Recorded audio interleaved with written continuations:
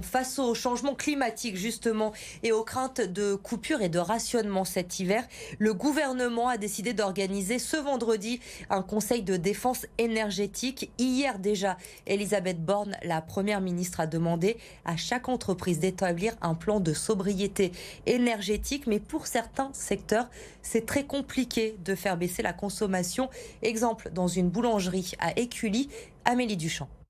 Ici, impossible de débrancher les machines. Le four électrique, 100% électrique, avec 4 niveaux qui doivent faire à peu près 8 mètres carrés de sol de cuisson, c'est vraiment la chose qui est la plus consommatrice d'énergie dans la boulangerie. Four, frigo, chambre de fermentation, toute marche à l'électricité et sur de larges plages horaires. Cette machine travaille H24 tout le temps. Le four, on l'arrête à 19h quand on a fini de cuire. Beaucoup d'efforts ont déjà été faits dans cette boulangerie.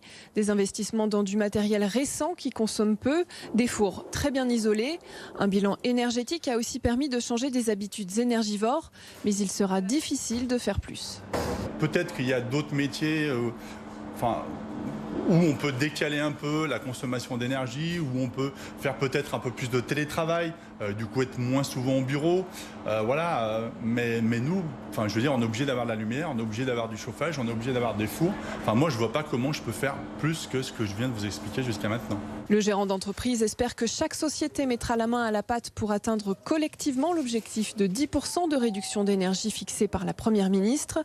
Mais il s'inquiète du discours d'Elisabeth Borne. Quand on nous annonce ce genre de message, 10%, j'espère que ça ira pas au-delà, parce qu'au-delà, ça va être difficile de pouvoir travailler, quoi. Voilà. Les entreprises ont un mois pour réduire leur consommation d'énergie, sans quoi Elisabeth Borne a évoqué la possibilité d'un rationnement.